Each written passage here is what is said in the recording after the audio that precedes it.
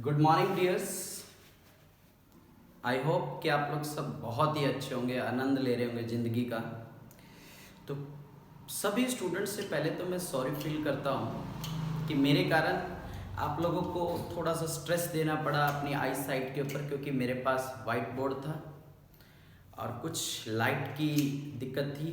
Because of that I was totally lockdown. तो तब मैंने आपको एक इजी सा चैप्टर पढ़ाया, physical world, quantity, unit and dimensions, and along with most important tool that is differentiation. आप लोगों को डिफरेंशिएशन के 5 पार्ट देखने हैं, उसमें से 4 पार्ट मैं बना चुका हूँ। उन चारों पार्ट को आपको थोड़ा सा मेरे को कोऑपरेट करना है बेटा, कि मैं जो होमवर्क देता हूँ सेम डे देखा करो। मैं ज़्यादा लंबा लेक्चर नहीं डालता तो आप ज़्यादा लंबा लेक्चर होने के कारण आप देख भी नहीं पाते। तो आप प्लीज़ 20-20 मिनट के लेक्चर होते हैं उसको बहुत अच्छे से देखें। मुझे कोई पैसों की वो जरूरत नहीं कि मोनेटाइज कराना है, ज़्यादा व्यूज़ लेने, no, never, not at all. I am improve with my self, my hard work. मैं चाहता हूँ कि मैं खुद को इम्प्रूव करूँ, और जब मैं आदमी कोई अपने लिए काम करता है ना तो वो बहुत अच्छा करने की कोशिश करता है। तो मैंने कहीं ना कहीं जाकर इस बोर्ड को अरेंज किया है आपके लिए। तो प्लीज़ आप लोग मेरे सपोर्टिंग हैंड्स हैं, तो आप मुझे बहुत सपोर्ट करें और ज़्यादा से ज़्यादा मेरे वीडियोस को शेयर करें, लाइक करें। लाइक बेटे जब वीडियो आप मोर देन 50% देख लेते हैं तब करें, पहले ना करें, उस लाइक का कोई बेनिफिट नहीं होता है ना। तो आज हम मोस्ट इंपोर्टेंट चैप्टर स्टार्ट कर रहे हैं, सेकेंड यूनिट नंबर सेकेंड। उसका मैंने एक छोटा सा टॉपिक स्किप कर दिया, motion in 1D 2D 3D। पहले मैं वेक्टर चाहता हूं आपको पढ़ा दूं ताकि आपको बहुत अच्छे से सब कुछ समझ में आ जाए। वेक्टर्स एक बिल्कुल नया चेहरा आपके लिए। क्यों, अभी हम डिस्कस कर लेंगे क्यों नया। आप खुद कहोगे कि हाँ जी सर नया है। चलिए, वेक्टर 2 बातों को लेके बैठा है, एक मैग्नीट्यूड को, एक डायरेक्शन को, और एक laws of vector addition. Okay, एक किसको लेके बैठा है, मैग्नीट्यूड, दूसरा डायरेक्शन और तीसरा laws of vector addition. Magnitude आप 2 तरह से दिखाते हैं। जैसे कि किसी की वैल्यू है 5, 6, 7, 8, मतलब कोई भी चीज है, केजी है, मीटर है, लेंथ है, दीज आर मैग्नीट्यूड। अभी बताऊंगा कि मैग्नीट्यूड कैसे निकालते हैं। ओके, दूसरी चीज है डायरेक्शन। बॉडी इधर जा रही है, बॉडी इधर जा रही है, बॉडी ऐसे जा रही है, बॉडी लेफ्ट जा रही है, राइट जा रही है, अपनी डायरेक्शन के साथ जा रही है। तो वो क्या होती है बेटे, डायरेक्शन। तीसरा और most important, laws of vector addition. इसमें 2 लॉ पढ़ेंगे हम आगे जाके, ट्रायंगल लॉ और पैरेललोग्राम लॉ। क्लियर, एक पॉलीगन और आ जाता है, पॉलीगन लॉ। हम क्या करते हैं, इन तीनों चीजों को वेक्टर क्वांटिटी के अंदर यूज करते हैं। अगर तीनों में से एक भी क्वांटिटी इसको फॉलो नहीं करती तो इसका मतलब वो वेक्टर तो नहीं हो सकती। आइए अब एक छोटा सा मैं आपको चीज बताता हूं, आप खुद समझ जाएंगे कि ये वाली चीज कहां पे यूज होती है। बहुत कम लोग आपको ये शुरू में ही बताते हैं, वो ट्यूशन के लिए रोक के रखते हैं। मैं आपको वेरी इनिशियल में इस चीज को बता रहा हूं कि सपोज करो कि ये एक रेजिस्टेंस, इस रेजिस्टेंस को मैंने एक बैटरी के साथ कनेक्ट कर दिया। ओके है। तो अब जब इस सर्किट को आप देखते हो तो आपको क्या मिलता है कि करंट आप इस साइड से शो करते हो और करंट यहाँ पे आ गया। क्लियर? करंट मैंने बोला कि 10 एम्पियर चल रहा है भाई। करंट कितना एम्पियर चल रहा है? 10 एम्पियर चल रहा है। तो करंट अगर 10 एम्पियर है तो इसका मतलब क्या हुआ कि 10 इसमें उसका क्या हो गया बेटे? मैग्नीट्यूड। पहली बात। दूसरी, आपको इसकी डायरेक्शन दिख रही है। आप कहते हो कि भी करंट पॉजिटिव टू नेगेटिव चलता है, इलेक्ट्रॉन नेगेटिव टू पॉजिटिव चलता है। ये भी सुना होगा, 10th के अंदर करवाते हैं, मैं भी करवाता हूं, है ना? तो हम सभी करते हैं और करवाते हैं। बट ये जो चीज है ना, लॉज ऑफ एडिशन। अब आपको मैं कहूं कि एक वायर 2 एम्पियर का करंट लेके जा रहा है, एक वायर 3 एम्पियर का करंट लेके जा रहा है, तो बाहर कितना करंट आएगा? 2 + 3 ampere, that is 5 ampere, that is 5 ampere. हाँ जी। अब मान लो मैंने ये 90 डिग्री के एंगल पे रखा। कितने डिग्री के एंगल पे? 90। तो अब यहां पे आपको एक बात समझनी है कि 2 एम्पियर 3 एम्पियर मिलके कितना बना रहा है? 5 एम्पियर। हमने क्या बोला कि this is laws of addition vector. Triangle law लगेगा, पैरेलल। इसमें वेक्टर जो ऐड होते हैं, सब्ट्रैक्ट होते हैं, वो ट्रायंगल, पैरेलल और पॉलीगन। यहाँ पे ये लॉ क्या हो गया? वायलेट हो गया। देखिए, मैग्नीट्यूड भी है, डायरेक्शन भी है, बट फॉलो कौन नहीं कर रहा? Laws of vector. ये हमारे लिए क्वेश्चन मार्क है। हम इसे पढ़ेंगे, कैसे पढ़ेंगे? तो याद रखना, आपको मैं बहुत अच्छी चीज बता रहा हूं। आपसे कोई क्वेश्चन कर सकता है। क्या क्वेश्चन कर सकता है? कि ऐसी 2 क्वांटिटी बताएं जिसकी डायरेक्शन भी है, जिसका मैग्नीट्यूड भी है, पर दोनों होने के बावजूद वो वेक्टर नहीं है। याद रखना, एक तो है इलेक्ट्रिक करंट, एक क्या है? इलेक्ट्रिक करंट, और दूसरा मोमेंट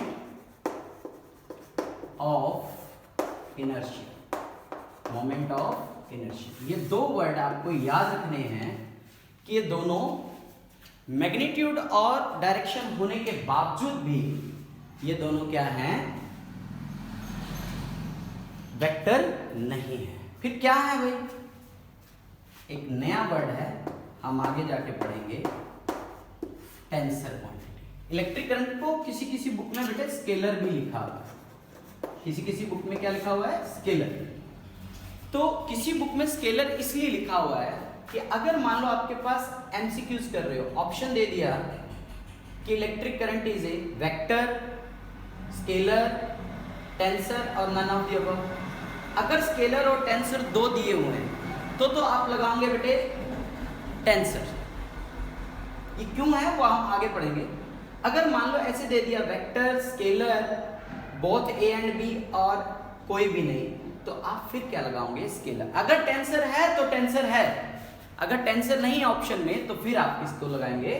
स्केलर। याद रखना कि ऐसी 2 क्वांटिटी जिसका मैग्नीट्यूड और डायरेक्शन होने के बावजूद भी ये एक स्केलर नहीं है। नोट कर लेना बेटे ये डेफिनेशन वेक्टर की। A physical quantity that has both magnitude and direction and also obeys the laws of vector addition is called vector.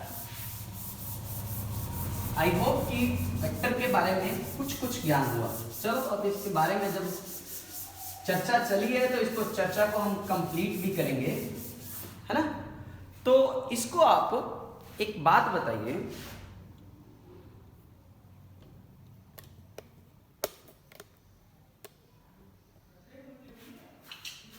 कि मैं कहूं फिजिकल क्वांटिटी की बात, थोड़ा सा लास्ट यूनिट की तरफ जा रहे हैं। फिजिकल क्वांटिटी, तो फिजिकल क्वांटिटी क्या हुई? Q is equal to n u. आपको याद हो रहा होगा, Q is equal to n u. तो n यहां पे u unit, n numeric value, clear? But ये Q क्वांटिटी है, बट ये Q क्वांटिटी है, और क्वांटिटी का नेचर 2 होते हैं। One is scalar and another is vector. सारे चैप्टर का आपको निचोड़ इस डिफरेंस में बताऊंगा। जो जो हम 4-5 डिफरेंस करेंगे वो चारों पांचों डिफरेंस इसके अंदर आ जाएंगे और पूरा यूनिट आपका यहीं से स्टार्ट हो जाएगा। क्लियर? पहला difference quantity, the quantity which shows only magnitude, it shows only magnitude, that is scalar quantity, that is scalar quantity। इधर the quantity which shows magnitude and direction, जो magnitude को भी दिखाती है और डायरेक्शन को भी रिप्रेजेंट करती है, उस क्वांटिटी को हम क्या कहते हैं बेटे? Vector quantity. सेकेंड, अब scalar quantity simple algebra, simple algebra से भी एडिशन हो जाते हैं। जैसे कि अभी मैंने 2 एम्पियर प्लस 3 एम्पियर लिखा था, that is equal to 5 ampere. But vector quantity at by parallelogram, triangle law and polygon law theorem से होती है। ठीक है। तीसरा डिफरेंस देखिए, अभी मैं सिर्फ आपको इनका मतलब लिखवा रहा हूं। क्या लिखवा रहा हूं? हल्का सा डिफरेंस। आपने कॉपी में ऐसे ही इसको नोट करना है और बाद में मैं एक एक पॉइंट को आपको समझाता जाऊंगा, ये क्या है, ये क्या है, ये सारे डिफरेंस में ही चेकर करवाऊंगा। It follows the scalar product. क्या फॉलो करता है ये? Scalar product. स्केलर का मतलब डॉट प्रोडक्ट बोल देते हैं इसको। क्या बोलते हैं इसको? Dot product. और it follows the vector product, जिसे आप क्रॉस प्रोडक्ट बोलते हैं। क्या बोलते हैं? Cross product. Clear? Dot product को बेटे ऐसे दिखाया जाता है। क्लियर? और क्रॉस प्रोडक्ट को ऐसे दिखाया जाता है। यहां डॉट लगेगा। अगर हम अब सिंपल मैथमेटिक्स देखें तो इसका मतलब मल्टीप्लाई होता है और इसका मतलब भी मल्टीप्लाई, पर नहीं है। जब वेक्टर की स्टडी करोगे तो कुछ ऐसा लिखा जाएगा। Are you getting my point?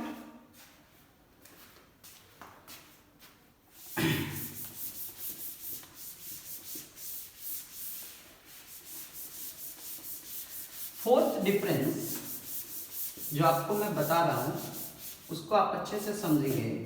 अरे इन सभी चीजों को मैं प्रूफ करके दूंगा बेटे, सभी चीजों। फोर्थ जो डिफरेंस है वो डिफरेंस क्या है? फोर्थ डिफरेंस, अभी आपको मैंने बोला स्केलर प्रोडक्ट मतलब डॉट प्रोडक्ट को हम रिप्रेजेंट करते हैं बेटे ए डॉट बी से। तो इसे लिखा जाता है डॉट को हटाकर ए बी कॉस थीटा। दिमाग में क्वेश्चन आएगा, ये क्या कर रहे हैं सर? ए इंटू बी को हम कॉस थीटा कैसे लिख सकते हैं? ये प्रूफ करेंगे। मैंने आपको क्या कहा कि इस डिफरेंस को आपने नोट करना है और हर पॉइंट को आपने दिमाग में क्वेश्चन मार्क लेना है। यहां पे अभी लिखा था मैंने ए क्रॉस बी, तो इसको क्या लिखेंगे? A B sine theta. क्या लिखेंगे? A B sine theta. कुछ समझ में आ रहा है? हाँ जी आ रहा है, मुझे भी आ रहा है, तो खुद पढ़ा रहा हूं ना।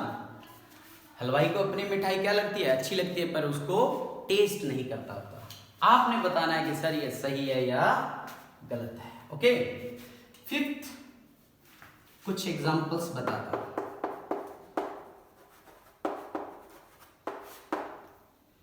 7 फंडामेंटल यूनिट्स पढ़ाए थे मैंने, मास, लेंथ, टाइम पढ़ाए थे ना, वो सभी लिख लेना। Distance, speed, etcetera, these are scalar quantity, these are scalar quantity। अब इसका displacement, acceleration, force, displacement, acceleration, force, जितने भी आपको मिले आप ज्यादा से ज्यादा लिख लेना। टॉर्क, ये सारे के सारे क्या हैं, वेक्टर क्वांटिटी है। ये सारे के सारे क्या हैं, वेक्टर क्वांटिटी। और सिक्स्थ डिफरेंस आपको याद रखना है कि दो, अभी ये पॉइंट ही है आपके लिए, बस आपने नोट रखना है बेटे, कैसे होता है ये हम सब पढ़ेंगे। ये एंगल निकालना है, तो आपने क्या निकाला, ये लिखा ना, A dot B equal to A B cos theta. तो कॉस थीटा इक्वल टू क्या हो जाएगा, A dot B by A B by A B. Clear. और ये अभी आपने क्या लिखा, दो मान लो, एक ए है, ये बी है।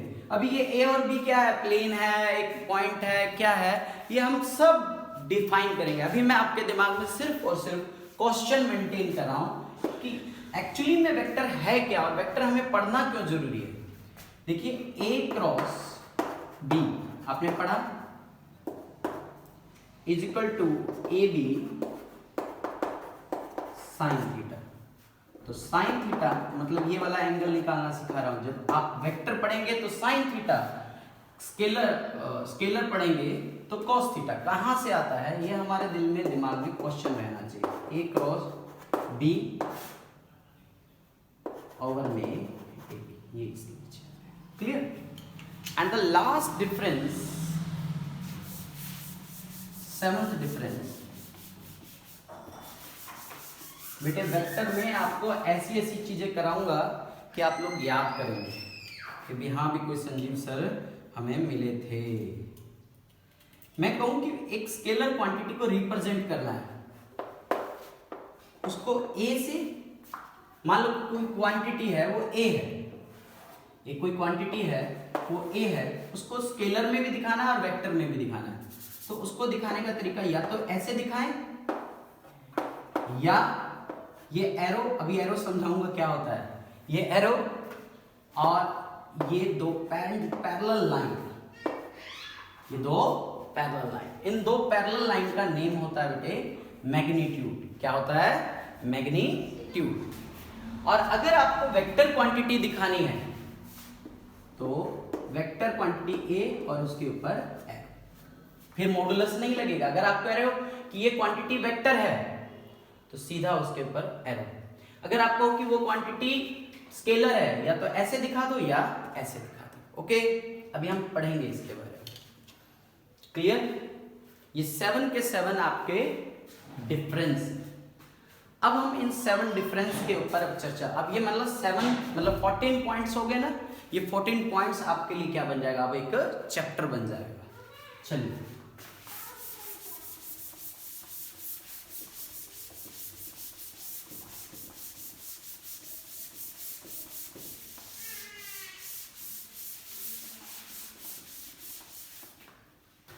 देखिए, अब हम सिर्फ और सिर्फ एक बार किसकी बात करेंगे, वेक्टर की बात करेंगे। वेक्टर की बात के लिए वेक्टर को पढ़िए। देखिए, एक मैंने एक्सिस ले ली, clear.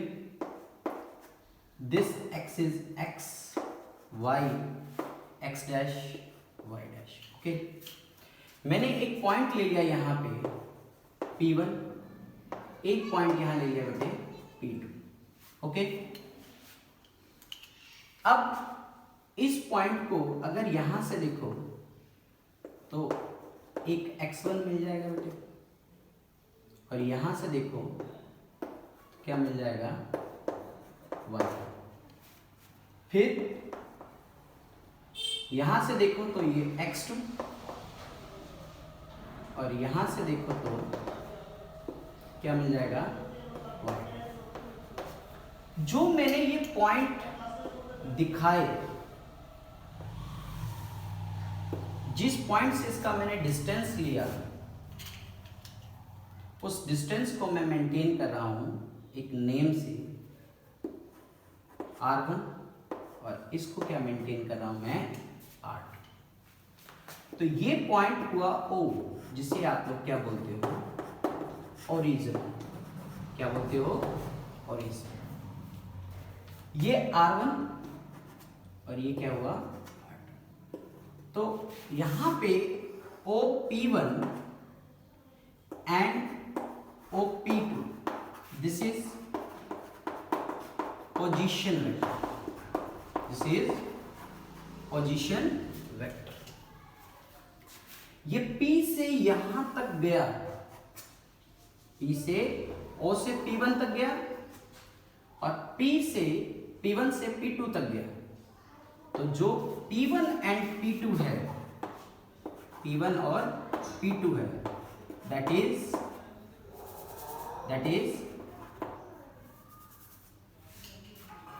Displacement, that is displacement.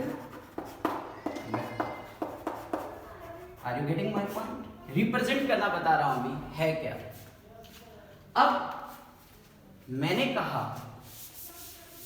कि भी 3 प्लेन होते हैं भाई, ये हो गया Z। तो मैं इन तीनों पॉइंट्स को यहां पे मान लो Z1, यहां पे मान लो Z2। ओके, तो कोई एक क्वांटिटी है जैसे 1 2 3, मैंने एक क्वांटिटी ले ली। अब ये क्वांटिटी इस टाइम जैसे फॉर्म में पड़ी है, जैसे 1 2 3, this 1 2 and 3, this is scalar quantity. अब मैं कहूं कि इसको वेक्टर में दिखाना है, तो पहली वैल्यू किसकी होगी x की, दूसरी वैल्यू किसकी होगी बेटे y की, और तीसरी वैल्यू किसकी हो गई बेटे z। First x, second y, third z। तो x को रिप्रेजेंट करने के लिए, जैसे x की कोई वैल्यू है तो उसको हम इसको i कैप बोलते हैं। देखिए लिखने का तरीका है, क्या बोलते हैं इसको i कैप। इसको y वाले कंपोनेंट को हम लिखते हैं बेटे j कैप, और z वाले कंपोनेंट को क्या लिखते हैं हम k cap, i j k। अब इसको आप लिखेंगे कैसे, वेक्टर के फॉर्म में। अभी ये स्केलर था ना, वेक्टर में कैसे लिखोगे, नोट करो। तो x को i कैप, y को j कैप और z को k कैप। तो इसको वेक्टर में बनाओ, कोई निशान नहीं है तो ये भी plus plus plus, 1 i cap 2 j cap plus 3 k cap, 1 i cap plus 2 j cap plus 3 k cap. अब इसको बोलते हैं हम वेक्टर। क्या बोलते हैं इसको, वेक्टर। समझ में नहीं आई होगी, एक एग्जांपल और करते हैं। मान लो मैंने एक क्वांटिटी लिख के दे दी b, स्केलर है अभी 2 -3 1, ठीक है। एक c लिख के दे दी 3 2 -1, ओके। अब कहता है कि इन दो क्वांटिटी को आप वेक्टर में रिप्रेजेंट करें। वेक्टर में रिप्रेजेंट करने के लिए b vector 2 i cap, x वाले को i कैप, y वाले को माइनस है 3 j cap plus 1 k cap, c वाले को c वेक्टर दो 3 i cap 2 j cap minus 1 k cap. ये आया आपको वेक्टर की फॉर्मेशन बनाना, ये क्या आया बेटे, वेक्टर की फॉर्मेशन बनाना। अब वेक्टर है क्या, ये 3 प्रॉब्लम छोटे छोटे कराए हैं। यहां देखिए मैंने एक ये एरो लगाया है, ये एरो का टेल है और ये उसका क्या हुआ बेटे, हेड। क्या हुआ, ये हेड। एक टेल है और एक क्या है, हेड। जो टेल है वो बताता है मैग्नीट्यूड और जो हेड है वो क्या बताता है, डायरेक्शन। तो सिंपल सा, जहां पे मैग्नीट्यूड और डायरेक्शन हो वो क्या बन जाता है, वेक्टर। तो किसी क्वांटिटी को रिप्रेजेंट करने के लिए, मान लो ये क्वांटिटी है और इसको वेक्टर बनाना है, तो इसके ऊपर आपको क्या लगाना है, जस्ट सिंपल सा ए और उसके ऊपर एरो। एक एरो का जो टेल होता है वो होता है बेटे मैग्नीट्यूड और डायरेक्शन उसकी है। क्लियर। एक इसमें ये वाला साइन यूज होता है, इस साइन को बोलते हैं कैप,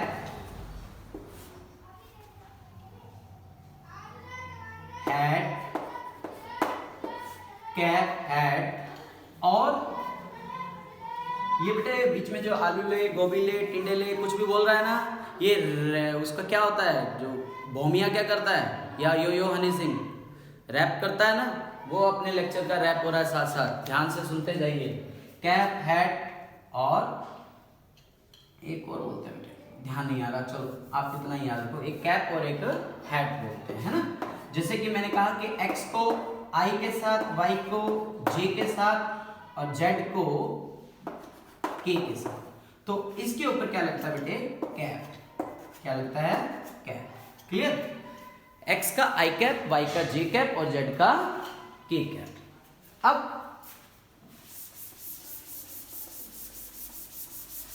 मैग्नीट्यूड के बारे में भी तुम्हें बता देता हूं। मैंने कहा कि एक क्वांटिटी है आपके पास a, जिसकी वैल्यू है 1, 2 और 3। ठीक है, चलो इसको -3। फिर कहा मैंने इसको मैग्नीट्यूड फॉर्म में दिखाओ, सॉरी वेक्टर के फॉर्म में। 1x है, i cap, +2 j cap, -3 k cap. ठीक है, 1 i कैप, 2 j कैप और -3 k कैप। अब आपको क्या करना है, मैंने कहा कि इसको मैग्नीट्यूड फॉर्म में बदलो। मैग्नीट्यूड देखो क्या होता है बेटे, एक वेक्टर को 2 पैरेलल लाइन के बीच में क्लोज कर देना।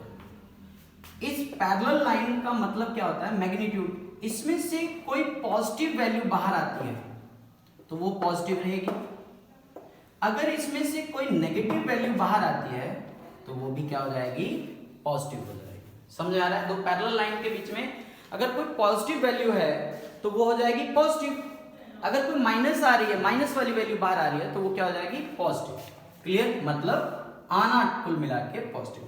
अब मैंने कहा कि कैलकुलेट द